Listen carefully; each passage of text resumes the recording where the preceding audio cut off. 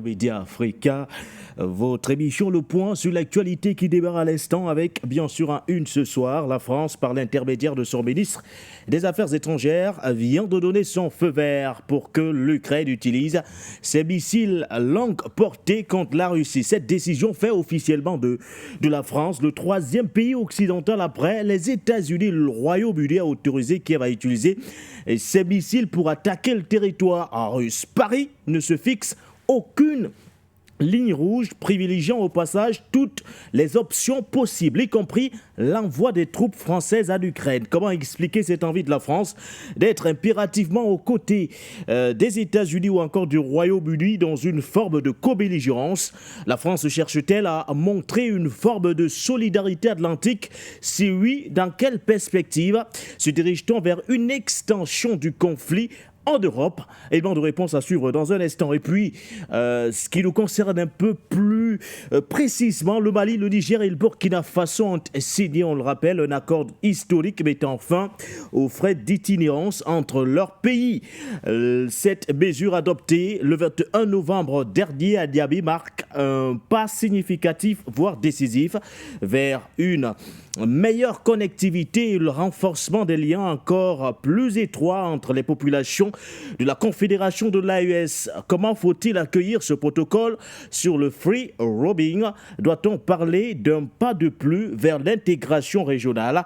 Quelle est la visée politique de cette avancée? Voilà autant de questions, mesdames, messieurs, au cœur de cette émission du Point sur l'actualité, édition du 25 novembre 2024. Bonsoir à vous et bienvenue.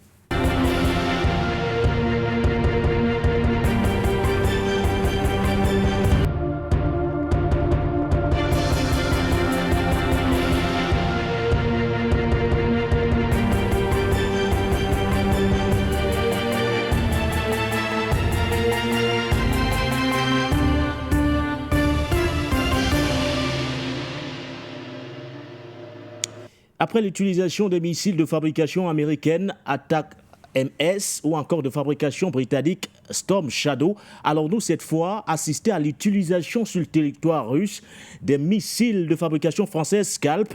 La question est sur toutes les lèvres au lendemain de la sortie du chef de la diplomatie française Jean-Noël Barrot pour qui officiellement, la France a donné son autorisation à Kiev, afin d'ailleurs que l'Ukraine utilise ses missiles à longue portée sur le territoire russe. Quelles peuvent en être les implications alors que de son côté, le président Vladimir Poutine a clairement averti? Il a fait une sortie, on se souvient, de ce discours du 21 novembre dernier, après avoir testé, entre autres, ce qu'il a qualifié de missile hypersonique Orychnik. À quoi la France s'expose-t-elle en donnant toutes ces autorisations aux côtés des États-Unis ou encore du Royaume-Uni?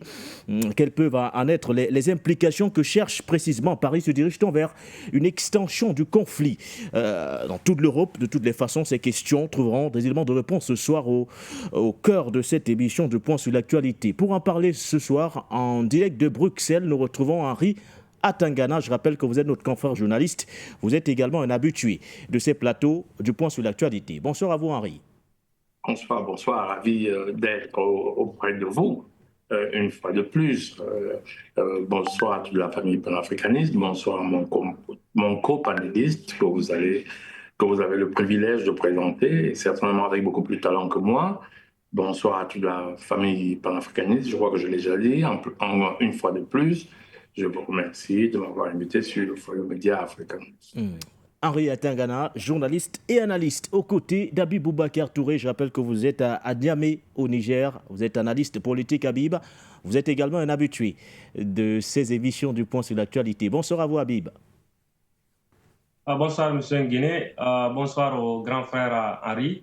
Bonsoir aux millions de téléspectateurs, d'auditeurs, de téléauditeurs, de tous ceux qui nous suivent à travers votre chaîne. Et bonsoir à vos techniciens, à nos techniciens, j'allais dire, qui abattent un travail extraordinaire et qui permettent à ce que nous soyons reçus partout sur la planète. Merci pour l'invitation et excellent début de semaine à toutes et à tous. L'Ukraine peut tirer des missiles français à longue portée sur le territoire russe. Voilà, c'est dit. La phrase a été lâchée samedi dernier par le ministre français des Affaires étrangères, Jean-Noël Barrot. Écoutons-le. L'Ukraine doit pouvoir neutraliser des cibles militaires en Russie lorsque ces cibles permettent à la Russie d'agresser les Ukrainiens. C'est un principe de légitime défense et il est reconnu par le droit international, même avec des missiles s'il le faut. 2300 soldats ukrainiens ont été formés et équipés dans notre pays. C'est la première fois que nous formons une brigade complète de soldats étrangers depuis la Première Guerre mondiale. Et opérationnel de Ces soldats vont rentrer en Ukraine dans quelques jours pour regagner le front armés par des équipements français. Et dans quelques semaines, c'est le Mirage français qui volera dans le ciel de l'Ukraine. Alors, Henri Atangana, la France ne se fixe aucune limite. Au contraire, elle évalue toutes les possibilités qui peuvent, entre autres, se présenter, toutes les options possibles, à côté, bien sûr, de ces missiles français Scalp. On parle également de la probabilité, ou du moins le chef de la diplomatie française parle également de la probabilité de voir des soldats français déployés du côté de l'Ukraine dans cet affrontement avec la Fédération de Russie. Du coup, on se pose la question, cette première question d'entrée. À quoi rime cette forme de co-belligérance entre la France, qui s'associe désormais aux États-Unis avec l'utilisation des missiles à longue portée Attack MS, ou encore au Royaume-Uni avec la récente utilisation des missiles de fabrication britannique Storm Shadow? Oui, il faut d'abord préciser les choses. Il faut d'abord préciser les choses avant de pouvoir aller un peu plus loin. D'abord, il y a des missiles qui sont des missiles franco-français et britanniques d'ailleurs, qui sont de conception analogue et qui ont d'ailleurs les mêmes caractéristiques. D'ailleurs, ces missiles ont été développés par la France et la Grande-Bretagne simultanément. Bon, il y a une version britannique et une version appelée Storm Shadow et une version française appelée plutôt Scalp. Mais quand vous regardez, les caractéristiques sont les mêmes. Je précise quand même ici que c'est beaucoup parlé pour peu, hein, parce que c'est quand même des missiles dont la vitesse est encore en dessous de la vitesse du son. Donc nous sommes à 0.8, Mach 0.8, c'est-à-dire en dessous de Mach 1. C'est important de connaître. Bon, ça, c'est la première chose. La deuxième chose, c'est l'Ukraine qui les utilise. Ça, c'est même s'il y a l'autorisation de la France et de la Grande-Bretagne. La troisième chose, c'est toujours savoir si cette utilisation est une utilisation qui nécessite la technicité française. C'est important, parce que s'ils utilisent et qu'ils ont besoin, par exemple, d'une technique satellite, parce qu'il faut savoir que dans le monde des armées, je peux vous vendre des missiles, mais quand vous les tirez, comme ils sont contrôlés par satellite et que vous n'avez pas de satellite, vous avez besoin de mon accord et vous avez besoin que mon armée vous aide à atteindre la cible. C'est des choses qu'il faut comprendre pour vraiment définir la notion de co-belligérance. Oui. Alors, il faut connaître toutes ces choses avant de savoir s'il y a vraiment co-belligérance ou pas. Ceci étant, ils ont dit qu'ils ne permettaient pas l'utilisation des missiles longue portée, mais non, la France, comme la Grande-Bretagne, estime que des cibles militaires qui attaquent l'Ukraine peuvent être attaquées par l'Ukraine avec leurs missiles. Et vous vous souvenez que quand la Russie va envoyer ses missiles, le premier missile vers l'Ukraine, Vladimir va dire, les missiles que vous avez envoyés, vous ne pouvez pas les envoyer sans votre support. À ce moment, vous êtes en co-belligérance.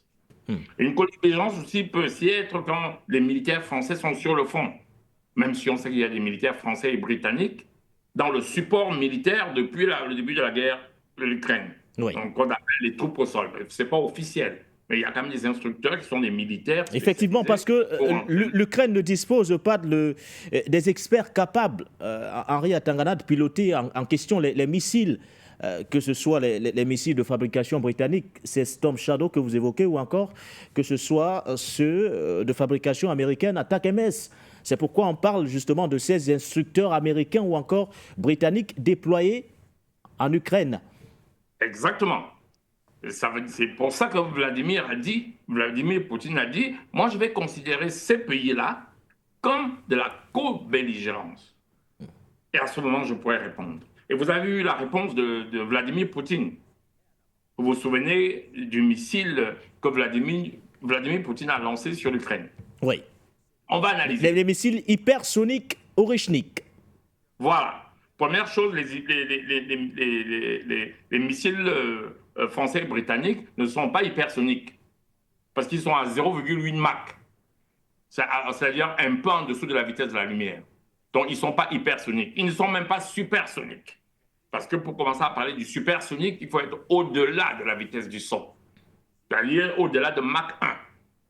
Et après, au-delà de l'hypersonique, il y a du supersonique, il y a de l'hypersonique. Alors, vous avez vu un missile atterrir en Ukraine? Est-ce que vous avez remarqué que même les systèmes de défense anti-aérienne ne se sont pas déclenchés? Si vous êtes un expert militaire, là, vous avez vu je vous avais dit sur ce plateau que technologiquement, les Russes sont loin. Je ne sais pas si vous avez remarqué, il n'y a même pas eu une tentative d'interception. Ça allait tellement vite que la défense et les missiles, anti-missiles, ne se sont même pas déclenchés. Nous étions à Mach 10. Et c'est la première fois que la Russie utilisait ces missiles-là. Avec 12 têtes. Mais les têtes ont été non nucléaires, c'est-à-dire conventionnelles. La cible était atteinte avec perfection. Les 12 têtes ont été larguées. Pour rappel, une seule tête nucléaire, c'est peut-être 10 fois la bombe d'Hiroshima. Ça veut dire que, et Vladimir Poutine l'a dit, aucun système d'antidéfense au monde n'est capable de les intercepter.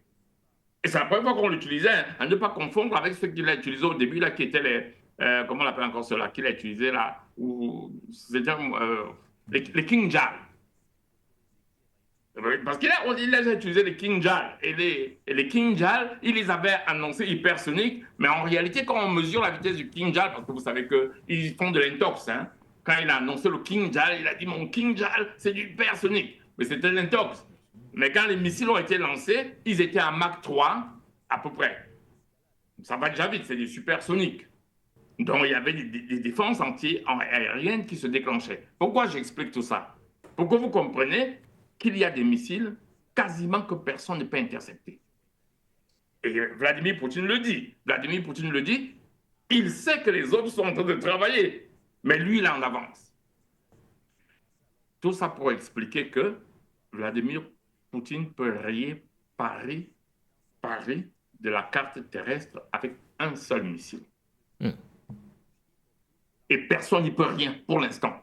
Maintenant, ils ont commencé à dire que oui, ils allaient essayer de mettre en œuvre un système de missiles plusieurs. Et là, nous sommes encore dans des missiles balistiques. Il faut bien savoir que Vladimir Poutine dispose de missiles contrôlables qui sont encore beaucoup plus dangereux. C'est-à-dire, ils vont vite, mais ils ont une trajectoire qui est imprévisible. Le missile balistique a une trajectoire prévisible. On l'appelle balistique. Ceux qui ont fait la première C ont utilisé la trajectoire d'une balle, qui est une parabole. On s'en souvient qu'on était en première C. On dit alors qu'une balle se déplace de façon balistique. Quand tu l'as déjà lancé, et la seule force qui s'applique à une balle, c'est la pesanteur. Donc, un missile balistique a donc deux paramètres. Après la lancée, la pesanteur et la vitesse initiale. On a calculé ça, c'est une parabole. Et comment on fait pour faire un missile anti-missile? Il y a un radar qui va mesurer la vitesse du missile qui est déjà lancé, en déduire avec un ordinateur la trajectoire et pouvoir donc déclencher un autre missile qui doit être en intersection avec le missile qui vient. Donc, l'un des premiers paramètres d'un missile difficile à intercepter, c'est la vitesse. Alors, plus il va vite, plus l'ordinateur n'a pas le temps de terminer ses calculs. Le temps où le radar le détecte, ces paramètres renvoient à l'ordinateur calcule et déclenche met les missiles anti-missiles en position d'intersection et lance les tirs, il est trop tard. Donc, quand il est hypersonique. Mais sauf qu'un hypersonique, il est quand même encore balistique. On peut travailler pour l'intercepter. Mais il y a aussi, plus redoutable encore, c'est les missiles contrôlables dont les trajectoires sont imprédictibles. Voilà, ça, on en reparlera le jour où Vladimir Poutine va les utiliser. Mais là, nous avons un missile balistique, Mach 10, je dis bien Mach 10, et par comparaison, les Trump Chargers sont en Mach 0,8, même pas Mach 1. Alors, quand ils donnent l'autorisation, c'est de la rigolade, ça. C'est de la, moi, j'appelle ça du soubresaut. Et quand Vladimir Poutine lance son missile, c'est pour dire aux gens, mais attendez, il a fait la démonstration de sa puissance et de son avancée militaire. Bref, ces autorisations-là, c'est des autorisations soubresaut qui, soi-disant, vont permettre à l'Ukraine de pouvoir être en état de négociation, en état de force, mais malheureusement, c'est tout le contraire qu'on voit. Regardez ce qui s'est suivi après. M. Zelensky ne sait plus où mettre de la tête. C'est tout le contraire qui s'est poursuivi. Voilà. Bon, en état de belligérance, oui. D'ailleurs, M. Poutine l'a déjà déclaré. Un missile tombe en Russie et que ce missile a besoin de la technique à l'usage. Il y a deux techniques, la conception et pour sortir, Henri, pour sortir. La technique à l'usage. Voilà. L'instructeur, il va considérer que le pays est en co-belligérance, et il l'a dit. Donc, ils font ça, moi j'appelle ça l'agonie. L'agonie, c'est les derniers soubresauts avant la mort. Il sort par là. Merci à vous, Henri. Et on rappelle que si le président russe décide de riposter face à cette agression avec justement ces missiles hypersoniques Orychnik, il peut frapper Paris en moins de 20 minutes. Au regard justement de toutes les caractéristiques qu'il a lui-même ressorties lors de son adresse à la nation le 21 novembre dernier. On parle donc, Habib, des missiles Scalp EG de fabrication française, qui sont entre autres en réalité la version française des missiles de croisière britanniques Storm Shadow. Leur portée est supérieure à 400 km et ces missiles disposent de capacités furtives. L'arme en question peut être tirée par des avions Su-24 dont dispose justement l'armée de l'air ukrainienne. Sa charge explosive est de plusieurs centaines de kilos et il est adapté aux frappes contre des cibles souterraines. Habib, la France peut-elle prendre ce risque aujourd'hui? Monsieur Nguéné, vous avez compris qu'à la suite du développement du grand frère Henri, que la France joue au clown de service. En réalité, c'est par là où il est sorti que se trouve l'explication à cette agitation excessive de la France ces derniers jours, notamment l'arrivée de Donald Trump et la probable migration de cette crise vers une négociation où chacun veut arriver dans une disposition d'avoir une position forte pour pouvoir s'imposer dans ces négociations.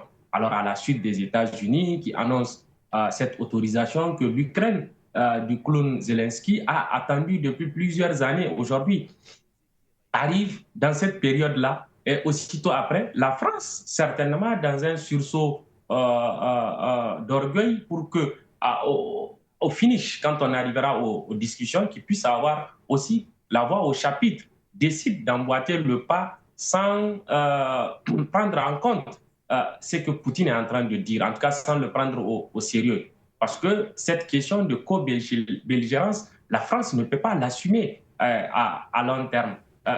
La chose la plus élémentaire dans le domaine de l'armement, c'est la poudre. Cette poudre-là qui a été maîtrisée depuis plusieurs siècles, aujourd'hui, quand vous regardez au niveau de la France n'a pas la maîtrise de cette poudre-là.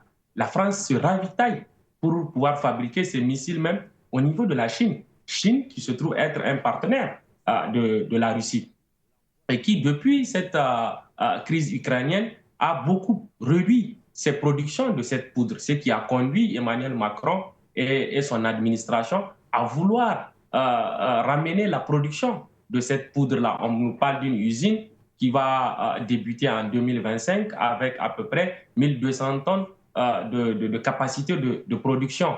Et pour vous dire, ces 1200 tonnes, on prévoit que la France puisse produire autour de 95 000 missiles. quand on sait que la Russie aujourd'hui utilise entre 10 000 et 15 000 missiles par jour, vous imaginez combien ça représente dans leur capacité de résistance face à un éventuel conflit dans le cadre de cette co-belligérance. Donc, je ne crois pas à cette capacité de la France. D'ailleurs, même le seul matériel qu'ils ont pu servir à l'armée ukrainienne, les batteries César, dont on loue aujourd'hui leur performance, la France n'est pas en capacité de produire pas plus de 12 par mois. Et ces 12-là, vous imaginez quand même qu'il faut garder une partie pour soi et pouvoir ravitailler l'Ukraine. Et mieux, il faut aussi produire les munitions que ces batteries-là utilisent. Mais à une échelle où la Russie dispose de plus de 5000 batteries d'artillerie. Vous voyez l'écart qu'il y a, sans compter la puissance que le grand frère a relevée tout à l'heure, une puissance de 1 à 10 sur le plan de la capacité de destruction de ces missiles. Donc, en réalité, tout ce que la France cherche à travers cette annonce, je pense que c'est ce qu'elle est en train d'avoir, le fait que nous, aujourd'hui, on consacre notre temps pour analyser et consacrer du temps à décrypter cette annonce-là. La France veut continuer à rester cette force puissance militaire aux côtés de l'Ukraine, mais je pense que cette attitude ne contribuera qu'à créer encore davantage la perte de cette France qui est complètement sans repère et qui continue d'enchaîner les erreurs qui risquent de lui être fatales dans un avenir très proche. Et c'est par là que je vais sortir. Merci à vous, Habib. Sur le plateau, nous sommes rejoints par Patient Parfendom. Merci à vous, doyen. Bonsoir. Une question d'entrée pour vous. La France peut-elle assumer cette posture de co-belligérance aujourd'hui, aux côtés justement des États-Unis et du Royaume-Uni, ces pays qui agressent ouvertement la Fédération de Russie? Bonsoir et bonsoir à tous. Écoutez, nous sommes là dans une espèce de surenchère verbale de la part de Paris. Cela ne veut dire pas que Paris n'est pas à fond dans cette opération pour tenter d'infliger à la Russie ce que les experts appellent une défaite stratégique. Mais nous constatons quand même que les moyens qui sont mis en œuvre par Paris pour tenter de se hisser à ce niveau de belligérance, comme vous l'appelez, vis-à-vis de la Russie sont totalement risibles au vu de ce que la Russie est capable de produire aujourd'hui. D'abord, l'armée française, c'est pas moi qui le dis, c'est eux-mêmes qui sortent des chiffres, ça fait à peu près 200 000 hommes. Ça fait un peu rigoler. L'armée française n'est même pas en capacité, dans un temps relativement calme, d'affronter l'armée ukrainienne, soi-disant qu'ils veulent aider, si on met un peu l'option nucléaire de côté. Donc, à partir de ce moment-là, je crois que nous sommes un peu dans une espèce de rhétorique guerrière de la part de Paris pour mousser un peu et montrer sa fidélité au système de deep state américain. C'est-à-dire, en réalité, c'est M. Macron qui veut continuer de se montrer comme un vaillant soldat de cet ordre ancien qui est en train de péricliter et pour leur montrer qu'il n'a pas été mis à la tête de la France pour rien et qui continue d'ailleurs d'apporter tout son soutien à ce groupe diabolique et maléfique qui est en train de disparaître. Maintenant, vous parlez justement de surenchère verbale. Le président russe Vladimir Poutine l'a reconnu. Ces agressions n'auront aucune implication sur l'opération spéciale militaire russe en Ukraine. Mais est-ce pour autant qu'on devrait sous-estimer ces menaces aujourd'hui, Patient Parfendom? Mais personne ne les sous-estime, sauf que ces menaces arrivent à un moment bien donné. Pourquoi avoir attendu presque à 2 mois, pratiquement, du départ de M. Biden du fauteuil présidentiel au niveau des États-Unis, donc de la Maison-Blanche, pour se lancer dans cette fuite en avant inutile qui cause des morts inutiles pour le peuple ukrainien? Pourquoi avoir attendu maintenant?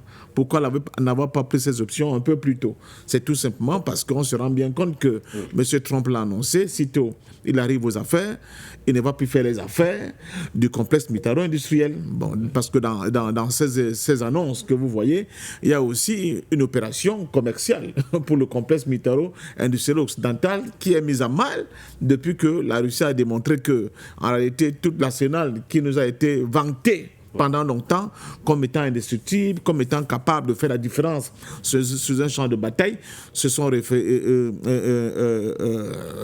être tout simplement des espèces de feux de paille. Je peux vous égrener quelques noms. Au tout début, on nous parlait vraiment des chars César arrivent, les chars Léopard arrivent, allemands, ce sont des chars indestructibles, ils sont sur le champ de bataille de véritables monstres. On a vu ce que ça a donné. Après, ce fut les chars Abrams, on a vu ce que les Abrams ont donné. On nous a inventé les F-16, vous vous souvenez, ça va faire la différence. Et la Russie n'aura plus la suprématie sur l'espace aérien ukrainien. Ça fait chute, sans oublier les canons automoteurs, que ce soit les César et les voitures blindées, les Bradley et tout ce qui va avec. Après, maintenant, on tombe au niveau des missiles. On nous dit, là maintenant, c'est grave. Comment vous appelez, les États-Unis vont déployer des attaques MS. Oui, des missiles. Les missiles attaques MS. Qui peuvent frapper la Russie dans la profondeur. Mais ils les ont tirés. C'est quand il faut donner l'information. Ils les ont quand même tirés dans la zone de Briance et même de Course. Alors, si les 6 qui ont été tirés, 5 ont été détruits par, je crois, ce sont les systèmes de défense aérienne, je crois que ce sont les S-300, ce n'était même pas les S-400 ni 550, donc pour celle de la Russie. Et puis, le dernier a été endommagé sérieusement. On a le reste des images avec les débris de ce missile-là. En ce qui concerne les missiles Storm Shadow, ce n'est pas la première fois qu'ils sont tirés. Ils sont régulièrement bousillés dans la zone de l'opération militaire ukrainienne. Les missiles SCAP ne pourront donc pas faire la différence là où les attaques MS ni les Shadow n'ont pas pu le faire. Donc nous sommes là dans une propagande, n'est-ce pas, qui tente de démontrer aux futurs ou bien aux probables acheteurs d'armes de l'Occident qu'ils ont toujours de quoi pouvoir faire reculer et trembler la Russie. Maintenant, avec le tir dernièrement, en dehors des Kinjal que vous connaissez, qui sont des hypersoniques, là, notre ami Atanga nous a parlé, ils vont à Mach 3, c'est déjà très très très vite. Oui. Bon, mais là, ce qu'ils ont tiré dernièrement... Oui, les missiles hypersoniques Orichnik. Les Orichnik, c'est très grave, c'est-à-dire que c'est... Capable de porter des ogives nucléaires. Oui, mais là, cette fois-ci, il n'était pas doté d'ogives. C'était sans ogives nucléaires. Je crois que la vidéo est sur le net, je ne sais pas pourquoi vous ne l'avez pas montré à votre spectateur. Ça fait vraiment, ça donne froid au dos.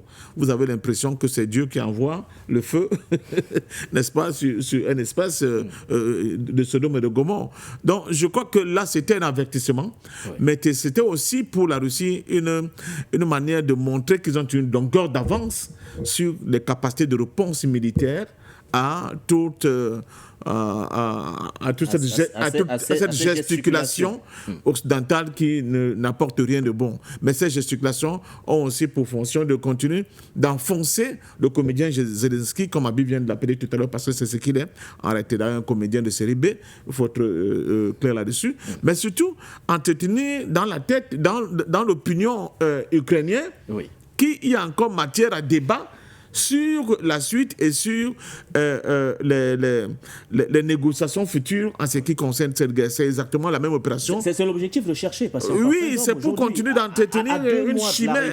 Oui, c'est fini. Donald Trump aujourd'hui, c'est de montrer que voilà, l'Ukraine garde toutes les cartes en sa possession et être capable de s'asseoir sur la table de négociation et avec la Fédération de Russie. Voilà, exactement comme aussi cette opération foireuse sur course. Et on voit aujourd'hui que plus de 40% de l'espace qui avait été occupé par les forces mercenaires de l'OTAN, là c'est l'OTAN, ça n'a rien à voir avec l'armée ukrainienne, a été récupéré. Et puis la Russie utilise cette percée de l'OTAN sur son territoire dans la zone de course comme une espèce de pot de miel.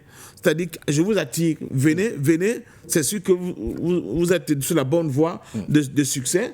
Et plus ils arrivent, plus ils sont complètement broyés et ce sont les meilleurs éléments de ces armées qui étaient allées dans la ligne de front, qui ont été déplacées du côté des Donetsk pour aller faire le coup de feu là-bas. Donc cette armée est en train vraiment de s'effondrer. Et on le voit, Il les opérations de capturer vivants certains Ukrainiens qui n'ont rien à voir avec la guerre, qui ne savent pas faire la guerre, pour les envoyer au front comme une espèce de chair à canon. Et ça donne vraiment l'image et le niveau de désarroi complètement de M. Zelensky et des forces de ce que j'appelle l'État profond et de tout ce qui concerne le wokisme international dans le cadre de cette guerre-là. Vous avez parlé de surenchère verbale patient parfum d'homme. Oui, mais à côté de ces missiles fabrication française, ces Scalp et J, il y a également une autre possibilité qui s'offre à la France, et le chef de la diplomatie française l'a relevé. C'est soit on donne les autorisations nécessaires à Kiev pour frapper en profondeur la Fédération de Russie avec ces missiles en question. L'autre option, c'est soit on autorise le déploiement, l'envoi de soldats français au sol, comme il l'a dit, Jean-Noël Barrot. Ça, c'est une option également que Paris n'écarte pas. Emmanuel Macron l'avait déjà évoqué, je me souviens, il y a quelques mois, mais le contexte géopolitique n'avait pas encore connu tous ces bouleversements. Là, on sent qu'on s'approche de cette option patient parfum d'homme. Mais ça serait une très bonne chose. Les soldats français sur le théâtre des opérations. Oui, j'encourage Macron. Manu, vas-y, envoie les gars. On va voir. Poutine verra enfin de quel bois se chauffe l'armée française. C'est une pure rigolade. Parce que pour l'instant, on n'a pas vu cette armée faire ses preuves ailleurs. En Afrique, on l'a vu déployer à travers toutes ces opérations face aux groupes armés terroristes, parfois qui ne sont pas suffisamment armés, mais là, on parle d'une armée bien organisée. C'est de la Fédération de Russie.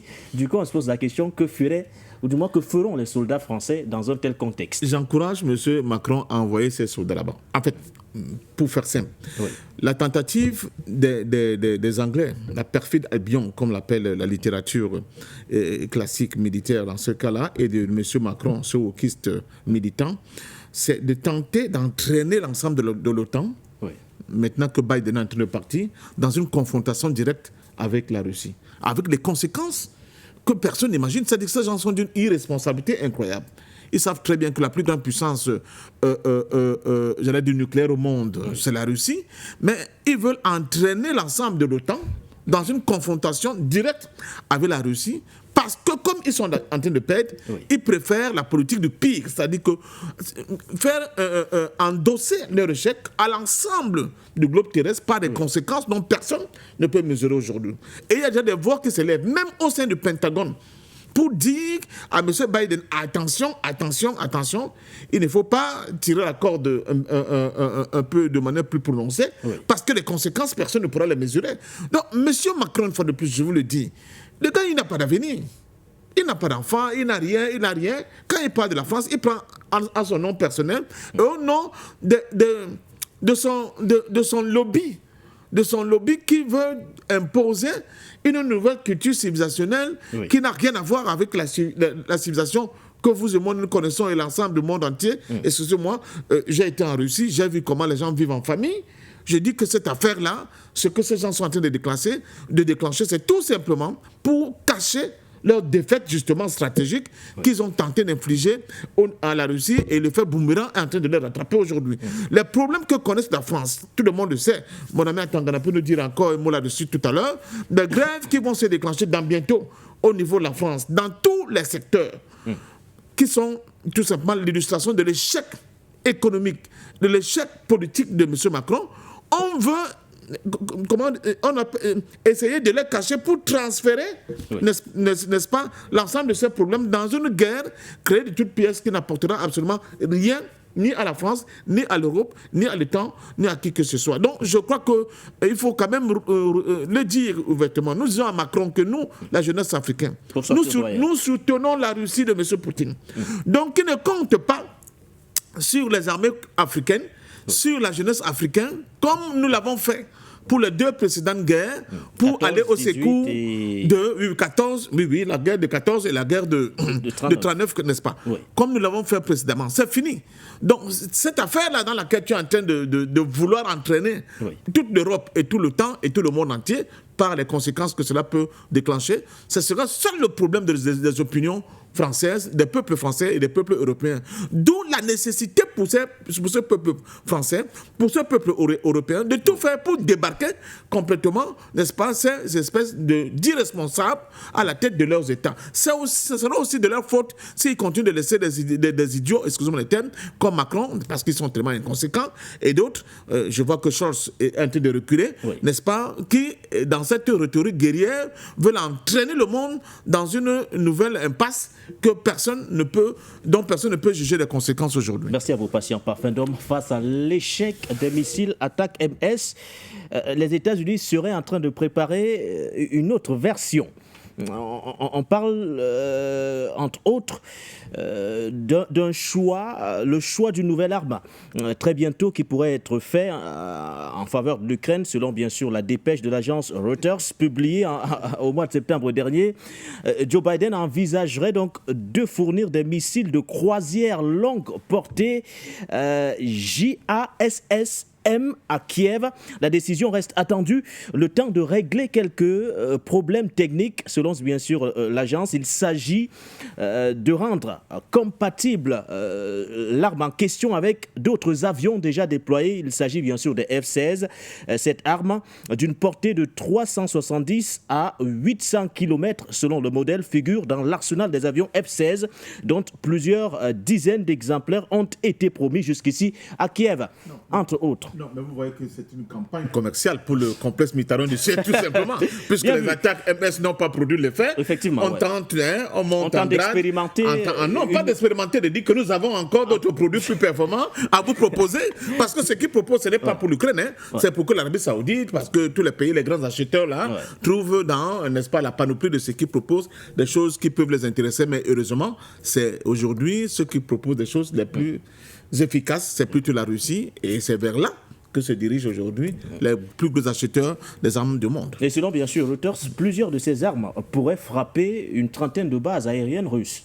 Selon les estimations ou du moins les prévisions qui sont faites, il y a encore quelques petits soucis techniques à régler, mais je pense que ça sera pour très bientôt, face à l'échec des missiles attaque MS. Alors Henri, au regard de cette position assumée et affirmée, c'est vrai que la semaine dernière déjà nous parlions des autorisations américaines et britanniques.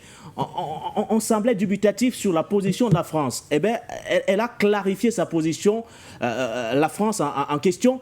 Du coup, on se pose cette question, Henri, se dirige-t-on vers la généralisation, ou du moins, ce conflit va-t-il se généraliser à travers l'Europe au regard de la posture que prend la France de plus en plus?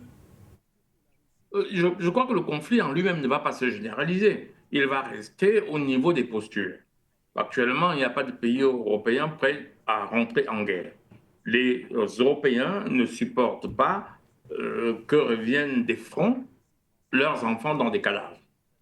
Ça, c'est une image qui traumatise les Européens. Donc, tant que ça se fait ailleurs, c'est bien. D'ailleurs, tout ce qui se passe là en Ukraine, c'est parce que c'est en Ukraine et c'est les Ukrainiens qui meurent.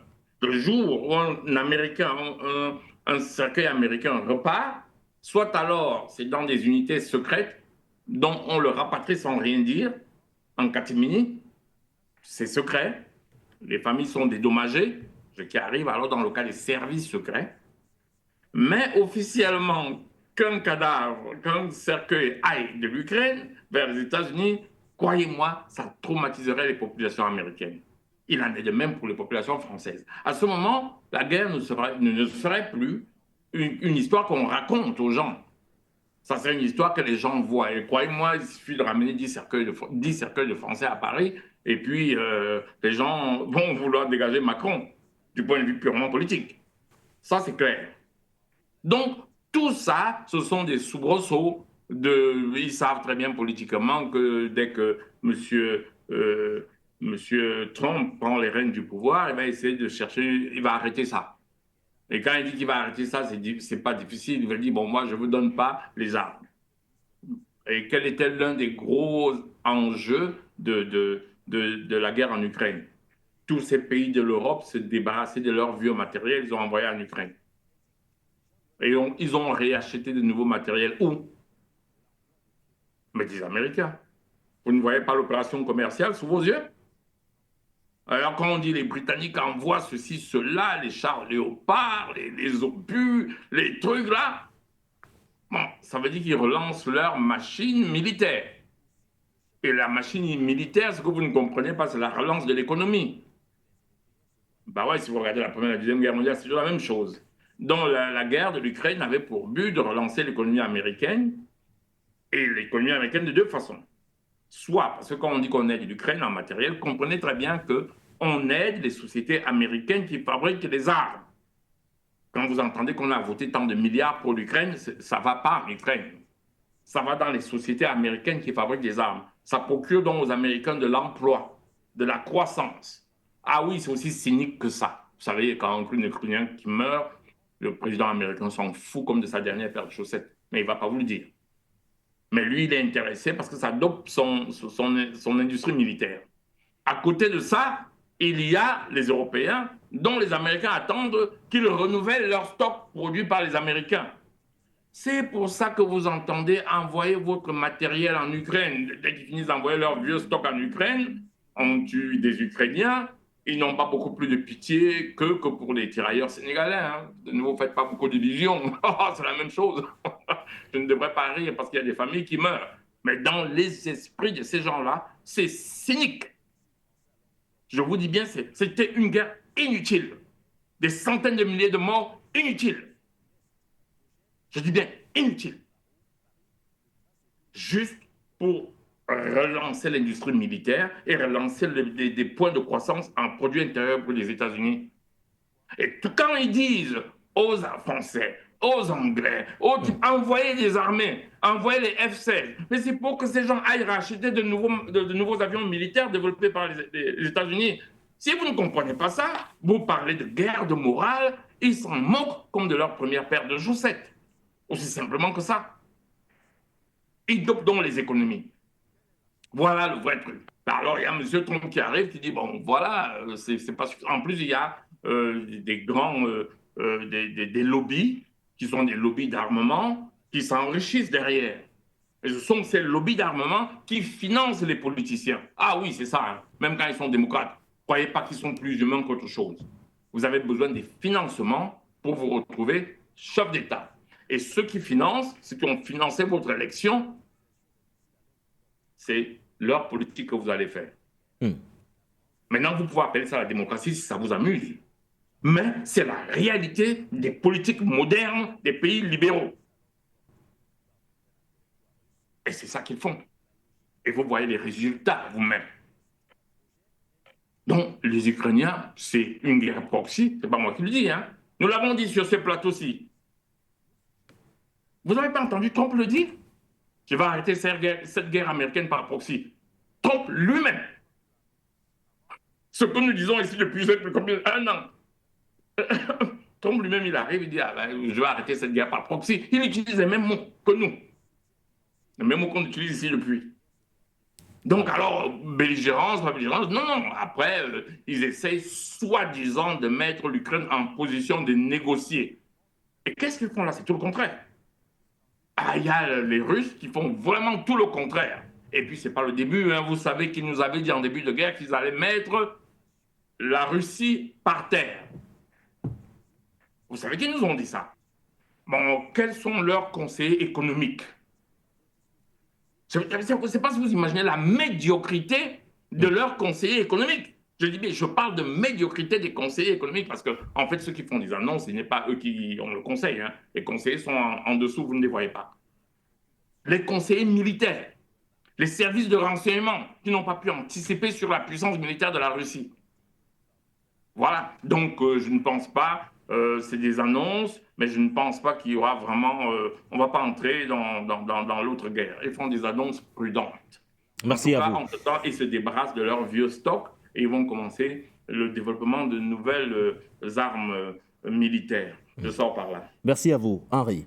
Nous allons évoquer cette fois la thématique principale de cette émission du Point sur l'actualité, consacrée bien sûr à ce protocole historique mettant fin aux frais d'itinérance paraphé il y a quelques jours seulement. Nous étions le 21 novembre à Niamey par les 3 pays, Mali, Niger, Burkina Faso. Ces 3 pays qui forment aujourd'hui la confédération de l'AES. L'accord est présenté, ou du moins le protocole est présenté d'ailleurs comme un pas significatif vers une meilleure connectivité et le renforcement des liens déjà plus étroits entre les populations de la confédération de l'AES. Pour en savoir un peu plus, je voudrais qu'avec le concours de la réalisation, nous écoutions respectivement Almadou Ag Ilène, ministre malien des Affaires, ou du moins en charge des télécommunications électroniques, et Sidi Mohamed Raliou, ministre nigérien en charge des télécommunications électroniques. C'est dans cet extrait que nous vous proposons. Le protocole d'accord a été signé le 21 novembre dernier. Ça va d'abord faciliter et fluidifier la communication. C'est-à-dire que vous prenez votre téléphone, que ce soit en partant au Burkina ou au Mali ou au Niger, il n'y aura pas de changement et il n'y aura pas aussi de surfacturation. C'est-à-dire que vous téléphonez à Bamako avec votre téléphone burkinabé comme vous étiez au Burkina ici. Donc c'est une grande facilité pour la population parce que maintenant quand vous prenez le roaming dans un pays voisin, vous payez cher. Si vous avez bien suivi nos 3 discours, ils sont similaires. Nous encourageons, nous sommes encouragés à interconnecter nos 3 pays en termes d'infrastructures fibre optique, en termes d'autres infrastructures également, et puis en termes d'infrastructures plateformes, s'il y en a. Alors, Habib, vous êtes à Niamey. Ceci voudrait dire qu'à partir de 2025, vous allez expérimenter ce protocole en question de très près. C'est quoi la nécessité et la pertinence de ce protocole sur le free roaming? Monsieur Nguéné, en signant la charte de la Confédération, les 3 États ont décidé de s'unir, d'unir leur destin. Et quand c'est comme ça, on a cette nécessité de créer des liens au-delà des liens de parenté qui existent entre les populations, mais des liens émotionnels, de fraternité. On a aussi cette nécessité d'avoir la capacité de communiquer pour résoudre les conflits, pour se faire accepter, se faire sentir appartenir à une même communauté et à un même espace. Quand, à partir de Niamey jusqu'à Difa, à l'extrême est du Niger, 1000 km, vous pouvez vous déplacer avec la même SIM, avec le même numéro de téléphone, sans souci apparent. Et qu'à moins de 500 km, Ouagadougou, vous êtes obligé de changer de SIM. À moins de 400 km, la première grande ville du nord malien, qui se trouve à moins de 400 km de Niamey, vous êtes là encore obligé de changer de moyen de communication. Quand vous partez avec votre SIM du Niger, vous êtes amené à payer 10 fois, 15 fois plus cher pour recevoir un appel de votre lieu de résidence habituelle. Vous comprenez maintenant la portée de cette décision qui permet de faire fondre les frontières communicationnelles, mais au-delà même, de donner cette impression réelle aux populations qui se déplacent d'une frontière à une autre, de ne jamais quitter chez soi pour aller ailleurs, mais de continuer à aller dans le même espace. C'est ça la portée symbolique. Mais aussi, il y a une portée économique là-dedans. Quand vous facilitez la vie à vos populations, vous leur permettez d'amplifier les échanges commerciaux, vous leur permettez d'amplifier les échanges culturels et intellectuels. Tout ce mouvement-là crée de la richesse et permet de rehausser aussi l'économie et la richesse créée dans le territoire, au-delà de tout l'aspect émotionnel et communicationnel dont il s'agit. Donc c'est ça le but recherché par cette mesure que les populations ont accueilli depuis quelques années, cette terreur qu'on nous a imposée, qui fait que c'est extrêmement difficile de se déplacer d'un espace à un autre du fait de cette insécurité grandissante qui est en train d'être jugulée sur le plan militaire. La première année de cette confédération a beaucoup plus été consacrée à faire tomber cette barrière sécuritaire-là pour fluidifier les déplacements des populations, pour permettre à ce que les gens puissent se fréquenter. Et la deuxième phase, vous voyez maintenant, on fait tomber les barrières communicationnelles pour faire en sorte que partout où vous êtes, de l'extrême nord, la frontière algérienne avec le Niger jusqu'à Bamako ou jusqu'à Ouagadougou, que vous puissiez vous déplacer sans vous rendre compte que vous êtes d'un pays ou à un autre. Parce que c'est une confédération, parce que c'est une communauté de destin qui vient d'être créée. Et aux côtés de cela, les ministres chargés de la sécurité intérieure de nos trois États se sont réunis à Bamako aussi pour harmoniser les documents de voyage. Parce que si vous voulez faire tomber cette barrière communicationnelle, il faut aussi permettre à ce que ces populations puissent se déplacer de façon physique sur le terrain. Donc, on veut harmoniser aujourd'hui nos documents de voyage en ayant le même passeport, en ayant la même pièce d'identité. Et pour ces faits, c'est le passeport qui vient d'être adopté par le Burkina Faso et qui est sur le point d'être mis en exécution, qui a été choisi pour servir de modèle aux trois pays. Et c'est la carte d'identité biométrique sécurisée du Mali qui a été choisie pour servir aussi de modèle pour les trois pays. Ce qui veut dire qu'à partir de 2025, le Nigérien, le Malien et le Burkinabé n'existeront plus. On ne parlera que des populations de l'AES dans une dynamique de vision commune. Alors Habib, quand on vous écoute, quand on écoute votre analyse, Habib, on se rend compte que finalement c'est un grand pas vers cette intégration régionale, tant vendue jusqu'ici, mais qui n'était pas encore, ou du moins qui n'est pas encore effective dans plusieurs sous-régions en Afrique.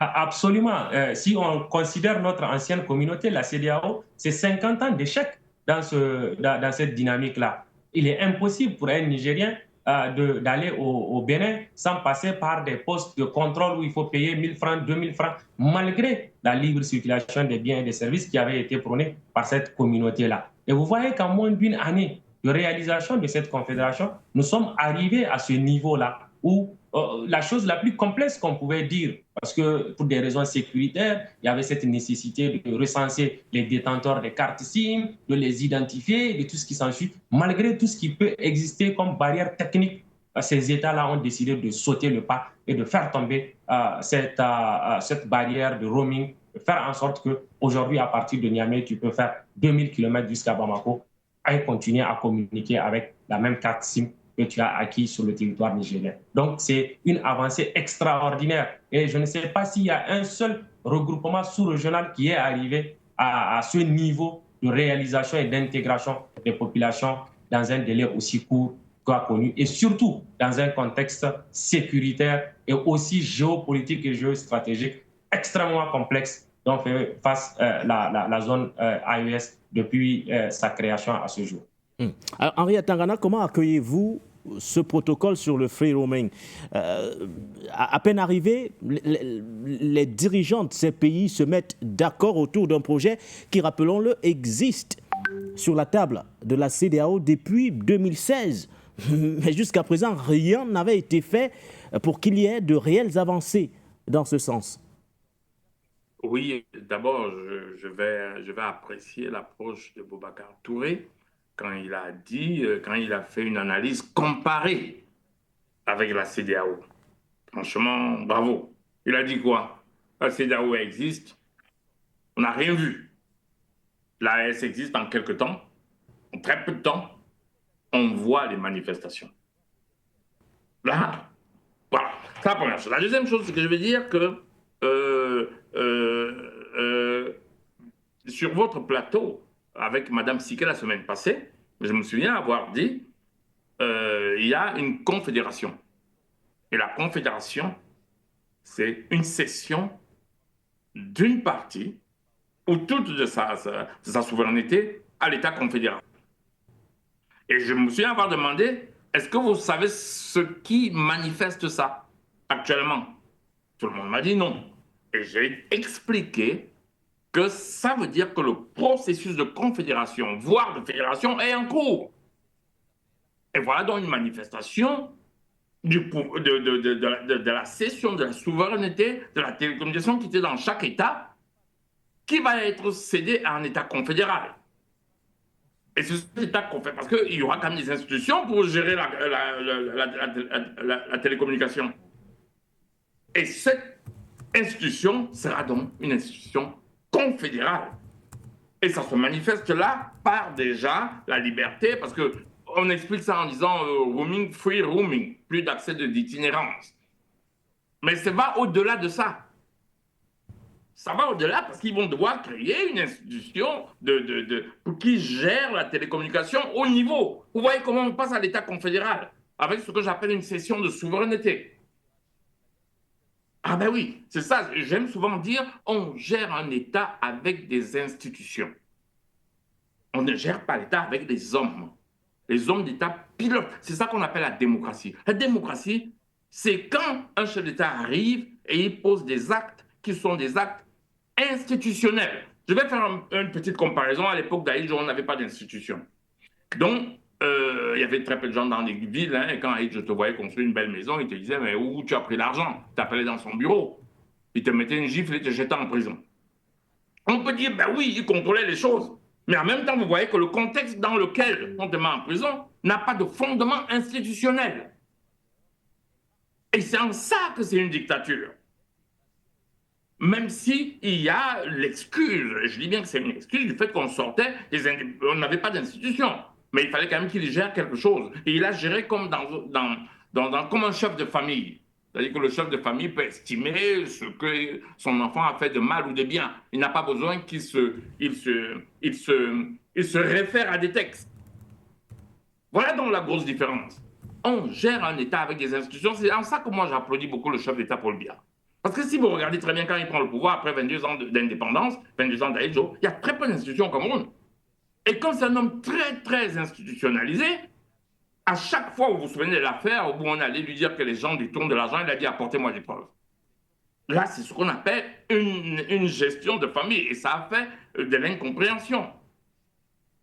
Bah oui, mais ce n'est pas le rôle du chef d'État d'aller chercher qui détourne. Ce sont des institutions qu'on doit mettre en œuvre pour faire ce rôle.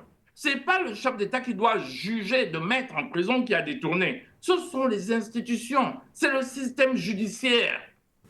Donc, vous ne pouvez pas aller dire au chef d'État, ben, on détourne l'argent et mettez les gens en prison. Ce n'est pas son rôle. Il peut, en tant que chef de la magistrature, demander qu'on fasse des enquêtes et que les institutions fonctionnent et qu'on condamne les gens. Et les populations qui étaient incultes à l'époque ont commencé à dire il encourage le détournement parce qu'il ne fait rien. Vous voyez, les populations fonctionnent comme si on était dans une chefferie, alors que le monsieur essaye de faire fonctionner le pays comme un véritable pays.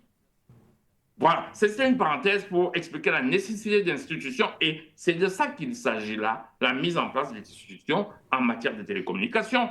Et c'est un grand pas.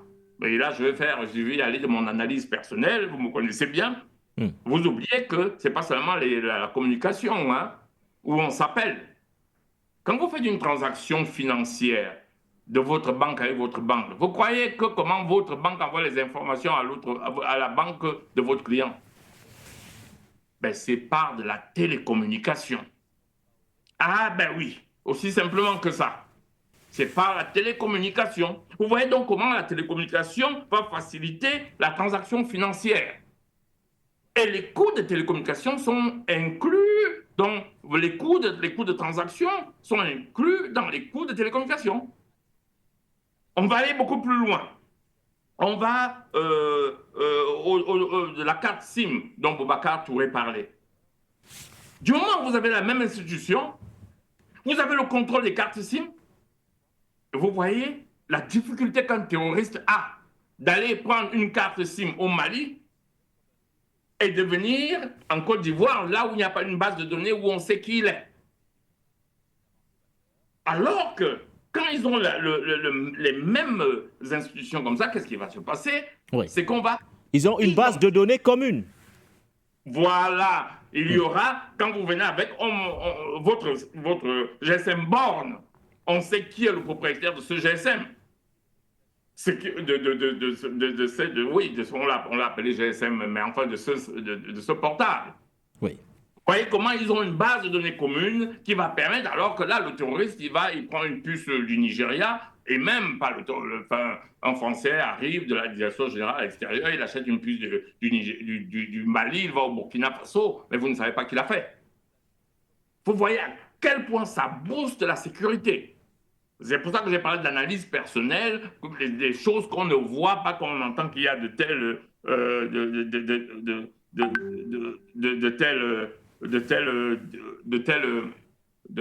décisions.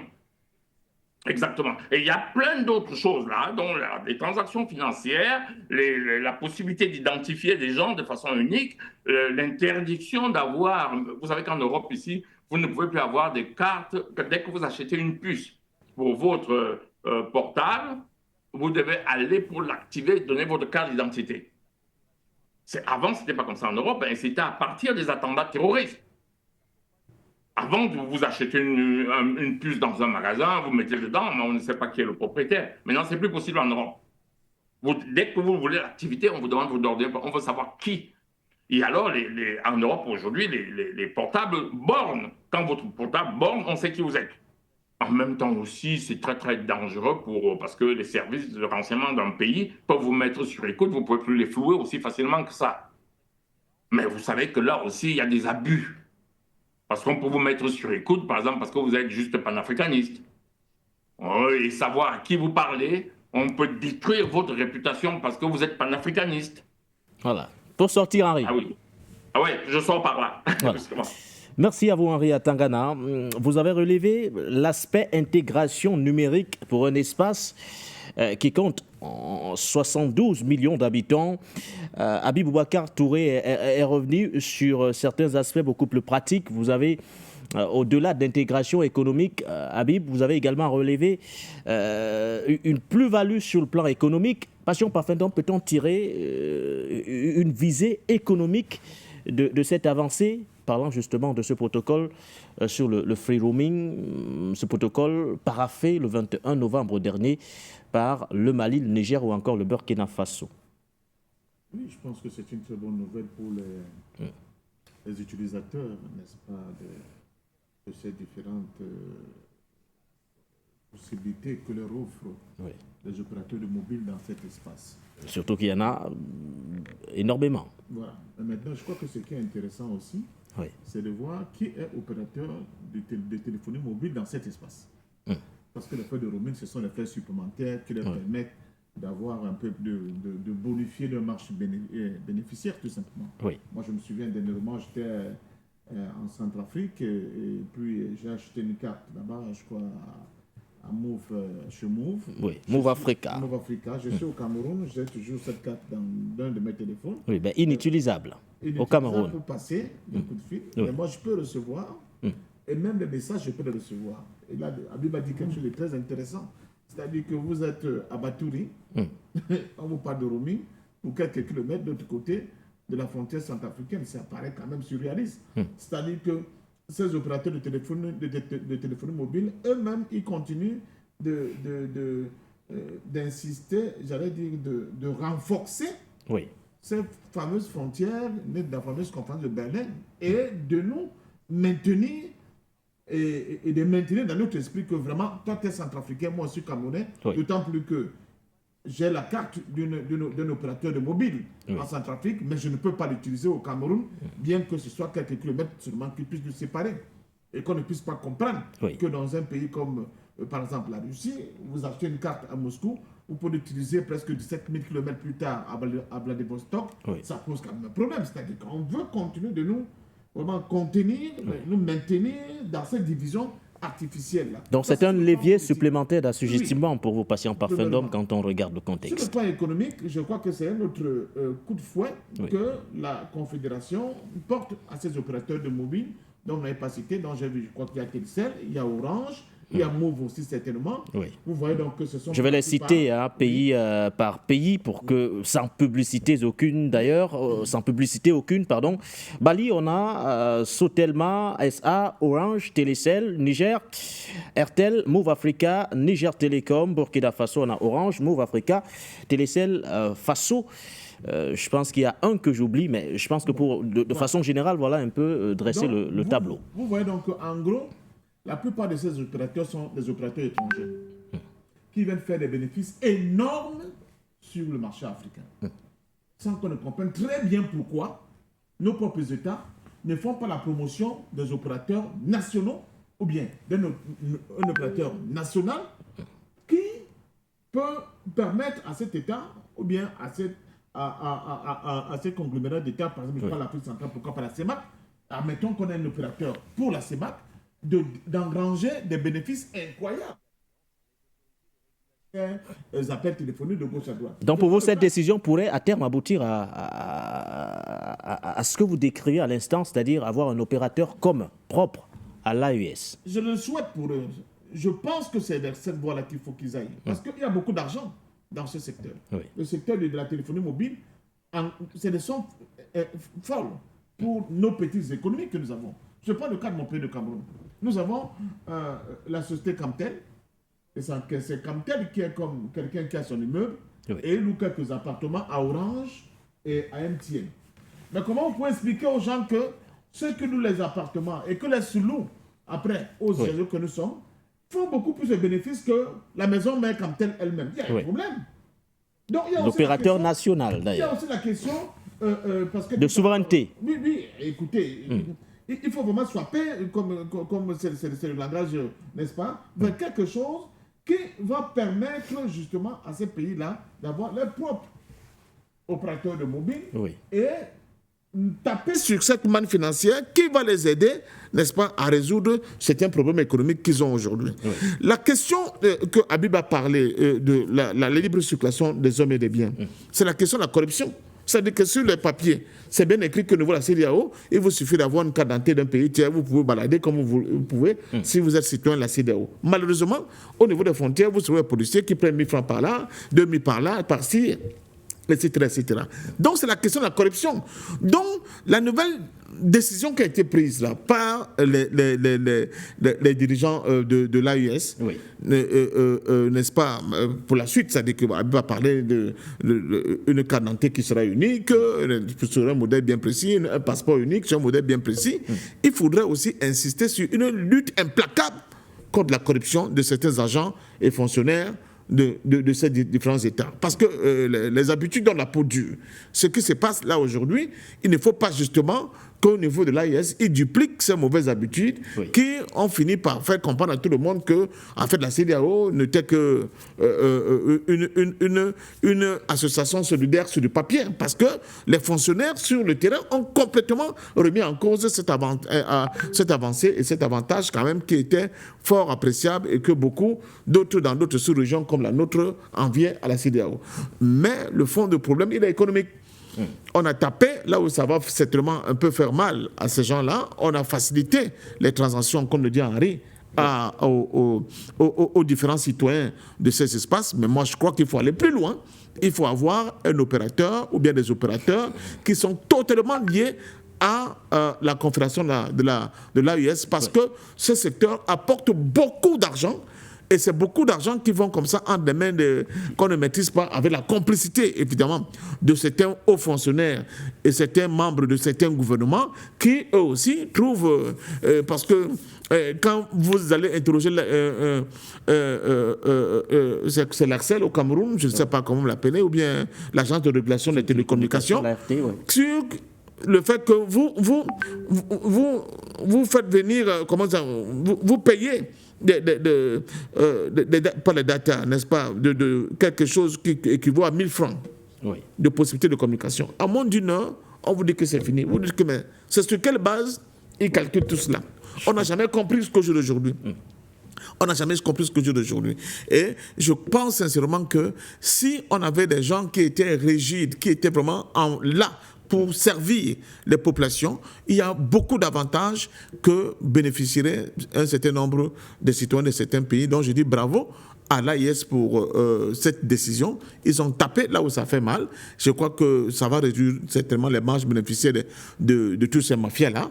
Mais surtout, ça va permettre à certains qui comptaient sur ces facilités qui leur sont octroyées de commencer à revoir si c'est encore valable, de maintenir les présences là et peut-être laisser un espace libre pour qu'une compagnie de l'Alliance des États du Sahel dans le domaine de la téléphonie mobile puisse se créer et justement permettre aux caisses de l'AIS d'être renflouées par des sommes d'argent non négligeables qui font le bonheur de ces gens qui sont venus se faire de l'argent, s'enrichir au niveau du continent africain sans qu'en contrepartie, on voit ce qu'ils apportent de manière notable à l'évolution et à la facilité des vies des Africains. Merci à vous, patient parfum. Domami Boubacar Touré, au-delà de l'aspect technique relevé, la suppression justement de ces frais d'itinérance aujourd'hui au sein de l'AES s'inscrit dans une vision à long terme d'intégration régionale.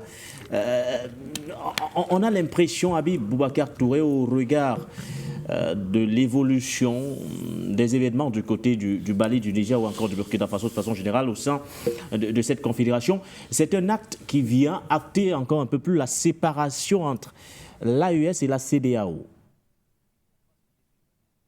Oui, monsieur Nguéné, avant de répondre à votre question, je voudrais rebondir sur quelque chose de fondamental qu'a relevé Patient Parfum d'Homme, mais aussi le grand frère Harry, notamment l'institutionnalisation de ces initiatives-là.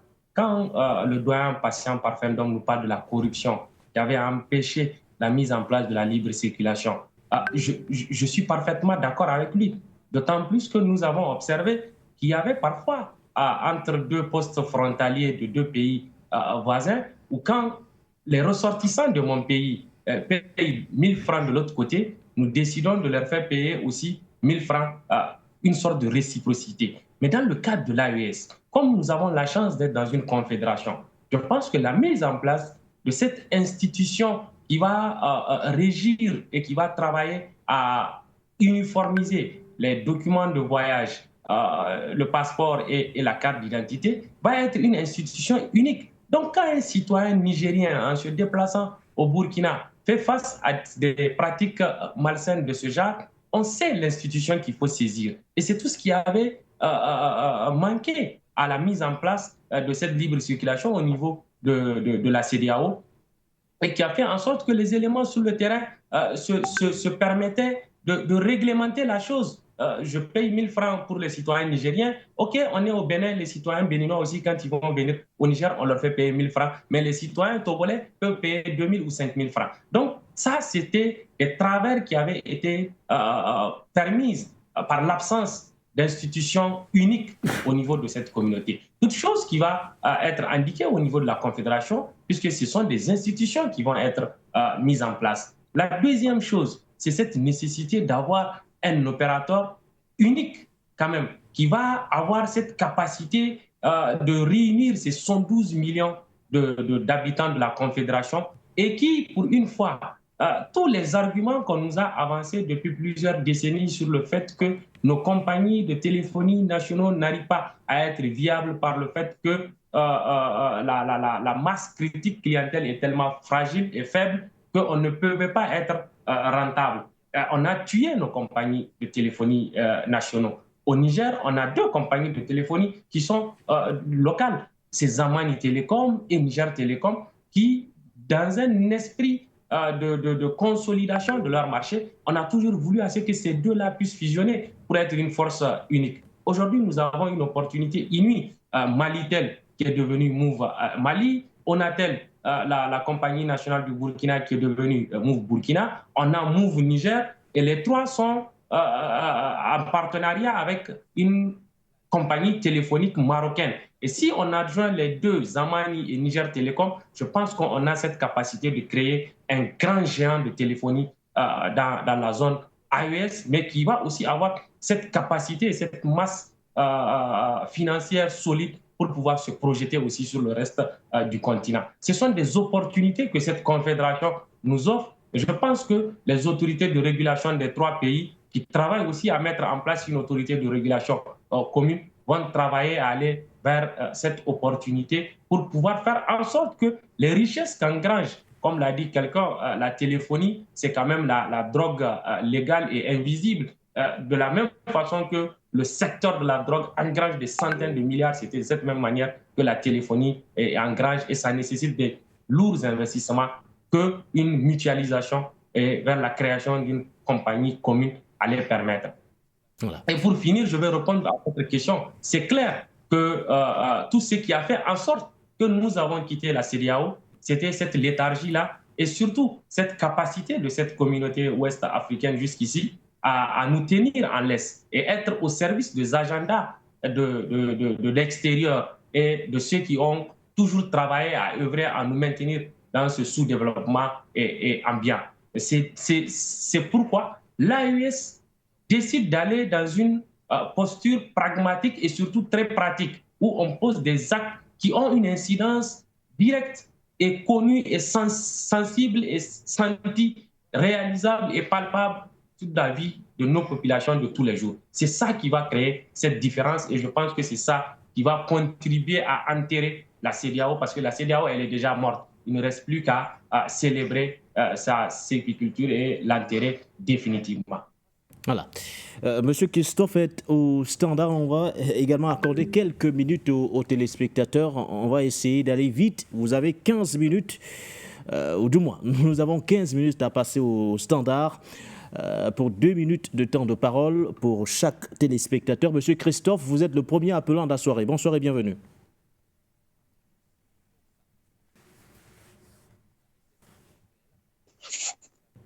Christophe, bonsoir à vous et bienvenue. Voilà, merci, bonsoir et votre travail, votre bon travail.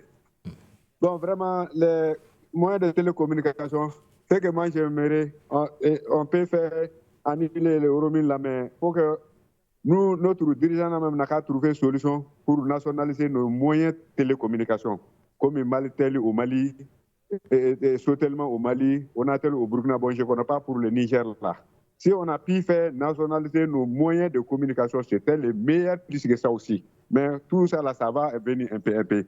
Moi, je suis un peu découragé quand on a renouvelé le contrat de Move Mali Afrique au Mali. Derrière ça, là, vraiment, c'est ça la même qui ne m'a pas pris. Voilà, c'était pour ça. Bonne soirée et tous les groupes qui a. Bon travail à tout le monde.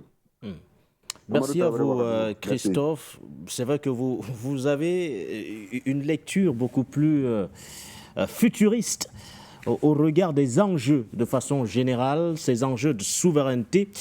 Pour vous, il faudrait aujourd'hui nationaliser. Je ne sais pas si nous avons quelqu'un d'autre au standard avant de prendre notre, ou du moins de revenir aux côtés de nos invités. Un appelant depuis le Cameroun. Bonsoir et bienvenue.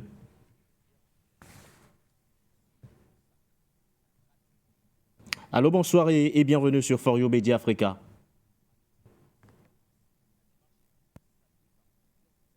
Quelques petits soucis de liaison avec justement ce téléspectateur, mais juste pour rappeler que les codes d'accès sont affichés. Vous pouvez réagir sur les différentes thématiques de la soirée. Nous avons dans un premier temps évoqué l'autorisation donnée donc à la France, ou du moins le feu vert donné par Paris à Kiev qui peut désormais, ou du moins dorénavant, utiliser les missiles français à longue portée pour frapper, ou du moins pour frapper la Russie, selon bien sûr les propos tenus par le chef de la diplomatie française, Jean-Noël Barrot.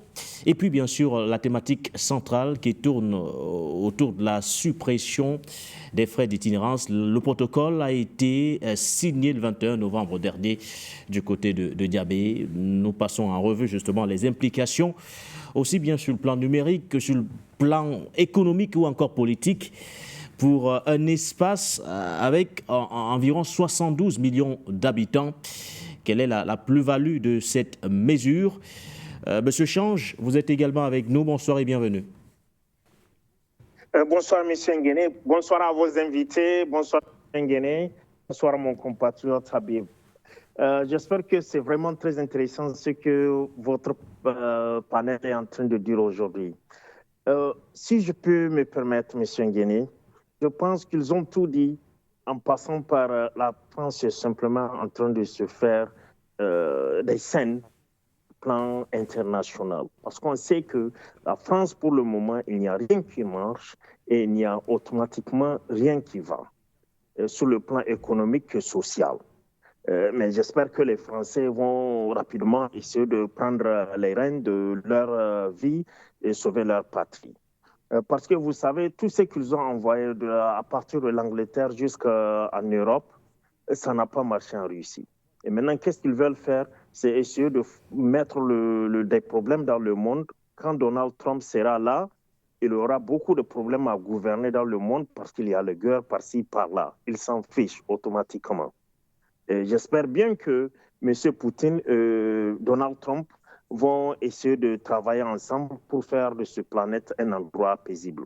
Et concernant les roaming et aussi la nationalité, je pense que mon confrère Habib a bien dit. Une chose est sûre, moi, j'ai une vision pour l'AES. Je vais être bref. One nation, one people. Simple as that. Merci beaucoup, M. Nguéné. Bon début de semaine. Thank you very much. Have a lovely weekend ahead. Merci à vous. Change du Niger. Merci pour votre contribution ce soir. Zerfel, vous nous rejoignez à l'instant. Bonsoir et bienvenue. Ok, merci. Et je salue tous vos invités. Et je salue tous ceux qui sont sur le plateau et tous les techniciens, ceux qui regardent la télévision. Bonsoir Nguéné. Et je salue le doyen. Voilà, moi, la communication aujourd'hui, c'est la moindre des choses que l'Africain doit mettre l'accent là-dessus. Parce qu'on peut mettre l'accent sur les armes, on peut faire tout, hein. Mais ce qui va nous permettre aujourd'hui pour que nous soyons en paix, là, c'est la communication. Parce que si nous avons notre communication dans les mains des choses, des Occidentaux, là, comment vous voulez qu'autre chose, ils ne vont pas nous surveiller? Pourquoi, en ce moment-là, regardez les choses. Comment on peut regarder tous ceux, comment dirais-je, les sociétés aujourd'hui qui sont basées en Afrique, là. Parce qu'ils font des chiffres d'affaires qu'ils ne peuvent pas faire dans leur pays. C'est à cause de ça ils sont focalisés en Afrique. Je vais citer comme ça, comme Orange, et puis ainsi de suite les autres. Parce que nos dirigeants, nos présidents là-dedans permettent d'avoir de ces contrats juteux qui ne nous favorisent pas. Comment dire, l'Internet d'aujourd'hui, c'est ça qui permet à n'importe qui, dans n'importe quel pays, pour faire le développement de chaque pays. Parce qu'aujourd'hui, ce que tu ne peux pas avoir, hein, que tu vas attendre pour avoir ou pour voir dans le monde là, c'est l'Internet. Avec l'Internet, tu peux voir ça à la seconde. Et dans ça, tu peux t'améliorer pour que tu puisses avoir la même chose et faire la même chose chez toi. Alors si ceux-là, ils sont venus là pour nous barricader, pour que nous payions de l'argent vachement pour eux, il faut que ça s'arrête maintenant. Il ne suffit pas de dire que non, aujourd'hui les 3 pays, on peut téléphoner, si tu vas au Mali, si tu vas au Guinée, si tu vas au Burkina. Non, ça n'a pas de sens. Moi, ce sont les sociétés d'Afrique qu'il faut changer. Ce sont les sociétés d'Afrique qu'il faut changer. Parce que les Internet qui fournissent en Afrique, c'est l'exploitation de l'homme par l'homme. Ça, c'est clair dans tous les pays africains, où se trouve Orange, où se trouve MTN, ainsi de suite les autres. Parce que tant que vous, les dirigeants là, vous ne mettez pas, vous ne changez pas vos fusils d'épaule, nous serons toujours en bas et les gars, ils vont nous surveiller du matin au soir, 24 heures sur 24 heures, on sera dans leur collimateur. Ça, c'est pourquoi que moi, je demande. Et puis, pour terminer, je vais vous dire une chose, vous les présidents là, tous ceux qui viennent vous parler pour vous là, qui vous défendent là, ce ne sont pas des robots, hein, ce sont des êtres humains. Il ne suffit pas que non, il n'est pas de mon pays, mais il n'est pas de ton pays, mais il te défend 24 heures sur 24 heures. On n'a pas besoin de mendier. Ça, c'est automatiquement que ça va tomber sur votre table pour dire que voilà, ce média-là fait quelque chose pour nous. Et on peut installer ce média-là dans notre pays pour qu'il relève sur la communication. Il ne suffit pas. Aujourd'hui, on n'est pas à l'air de dire que celui-ci, il n'est pas chose ainsi. Il n'est pas burkinabé ou il n'est pas ainsi de suite. Là. On n'est plus dedans. Parce que quand il y a un problème aujourd'hui, c'est tout le monde qui se met sur la table pour vous défendre. Donc, vos jetons là, ne cachez pas ça. Donnez aussi aux médias qui parlent de vous. Moi, je vais lancer cet appel tous les jours, si le temps me permet. Parce que moi, je ne suis pas d'accord que les gens perdent leur temps. Ils ne perdent pas leur temps, ils vous défendent. 24 heures sur 24 heures, vous n'êtes pas capable. Aujourd'hui, ce sont les médias. Dites que merci. Ce sont ces médias que vous voyez aujourd'hui. Vous dites qu'ils sont petits, mais ils sont plus forts que les médias que vous avez mis depuis longtemps, des siècles en Afrique. Là. Comme je ne peux pas citer les noms, je ne veux pas faire les publicités. Aujourd'hui, ces médias, les petits médias qui ont poussé comme des champions aujourd'hui en Afrique, là, c'est ça qui vous défend. C'est à cause de ça, mais ils ont peur de vous présentement. Là. Alors, donc, quand vous êtes là, mettez la main dans la poche pour aider ces médias-là, pour installer ces médias-là dans vos pays aussi. C'est pas... Hein? Appelez sur les fondateurs de ces médias pour venir installer par votre aide et vous mettez de l'argent à leur disposition, ils vont installer ces médias-là. C'est du travail aussi pour les citoyens de ce pays-là. La correspondance-là, c'est très important. Moi, je vais vous dire et je vais répéter. Attendez, vous, mon frère qui est de l'autre côté là-bas, là, je sais pas, du Niger, là, dis à ton président que le média dans lequel tu es en train de communiquer présentement là appartient aussi à quelqu'un qui a créé ça. Donc, il faut qu'on aide ce monsieur-là. Ça, c'est la moindre des choses. Merci. Zerfel, merci pour votre contribution. On va avancer. Est-ce que nous avons quelqu'un d'autre au standard avant de revenir aux côtés de nos invités patients par Fendom, Habib Boubacar Touré ou encore Henri Atangana. Monsieur Barré, vous êtes avec nous ce soir. Bonsoir et bienvenue.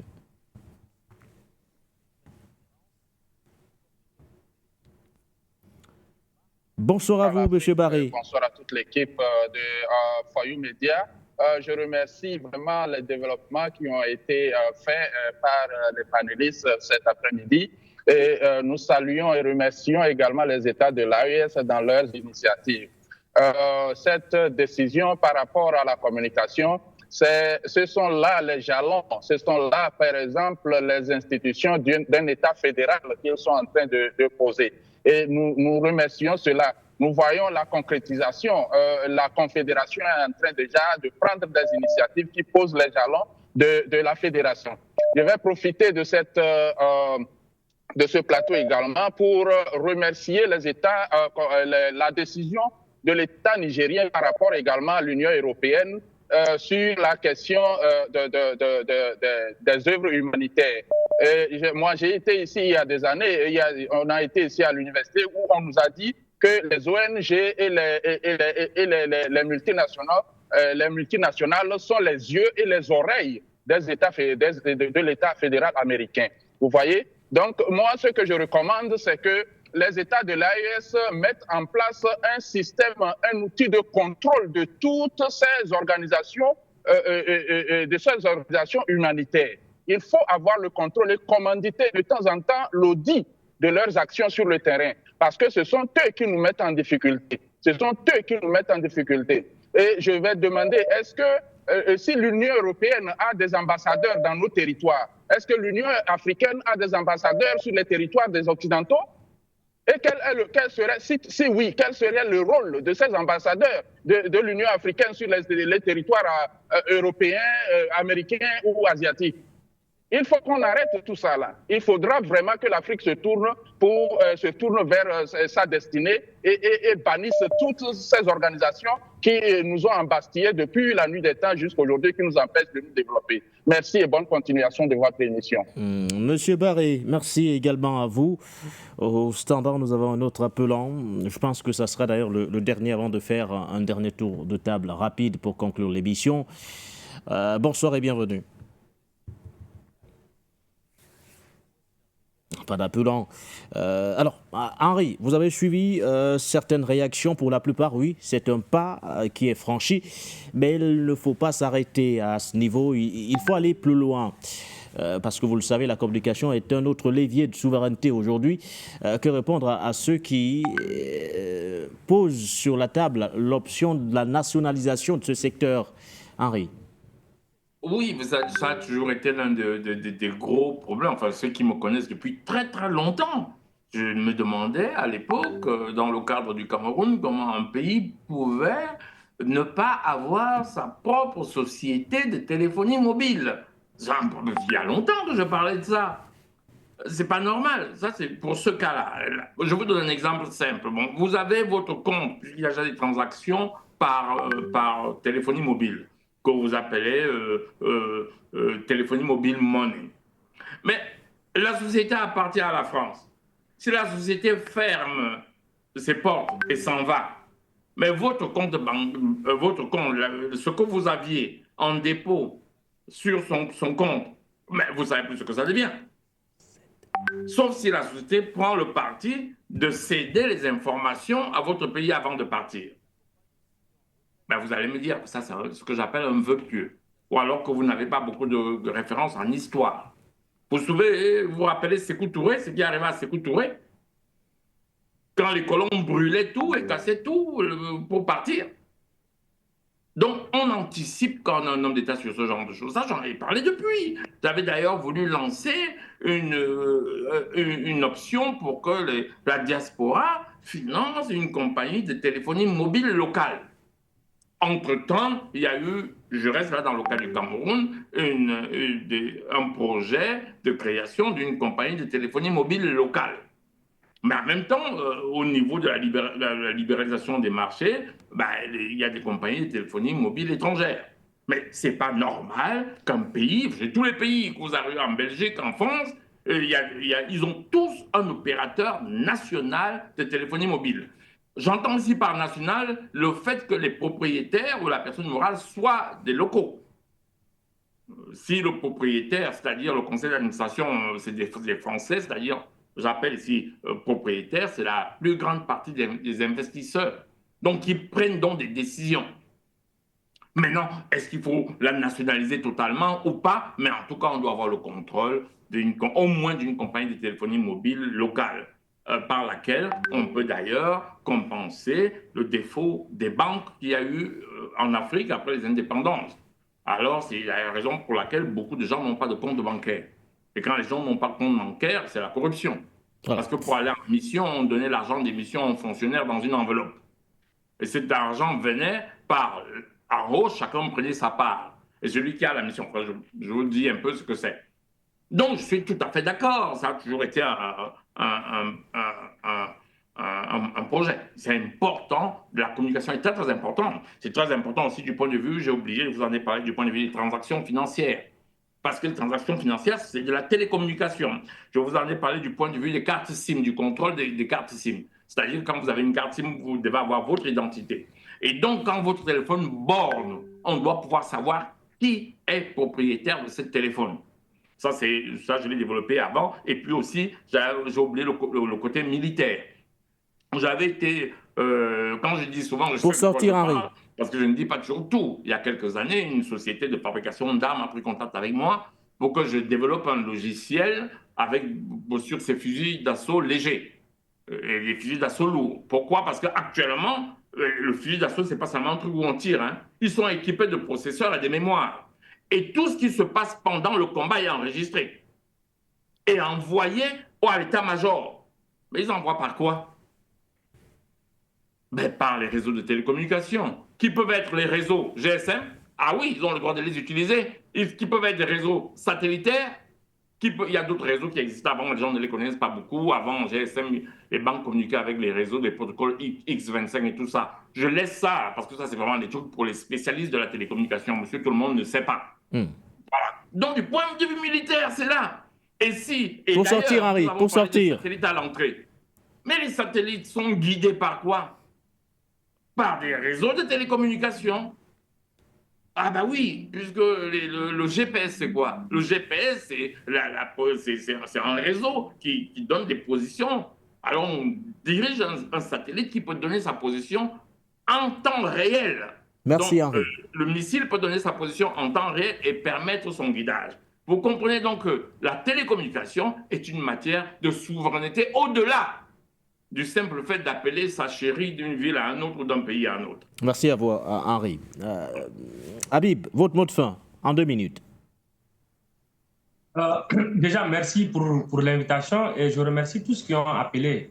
Les réactions démontrent de l'intérêt et surtout de la pertinence du sujet. Et je voudrais sortir par cette émission en appelant toute la jeunesse africaine à aller sur les sites d'appel d'offres où on a demandé à ce que les jeunes infographes africains puissent venir proposer leur talent dans le cadre du logotype de la Confédération et de la charte graphique de cette Confédération. Donc, c'est une opportunité qui est offerte à la jeunesse africaine. Je pense que toutes et tous peuvent se mettre pour être ces génies-là qui vont proposer le visage de cette Confédération qui est soutenue et surtout supportée par toute la jeunesse africaine sur tout le continent. Merci pour votre invitation. Merci à vous, Habib Boubacar Touré, analyste politique, Henri Atangana, journaliste et analyste, patient parfum d'homme en politique, consultant permanent de cette émission. Du point sur l'actualité, merci à nos nombreux téléspectateurs, téléauditeurs ou encore auditeurs. Merci à la grande équipe de la réalisation. C'était le premier numéro de la semaine de votre émission Le Point sur l'actualité, édition du 25 novembre 2024. Portez-vous bien.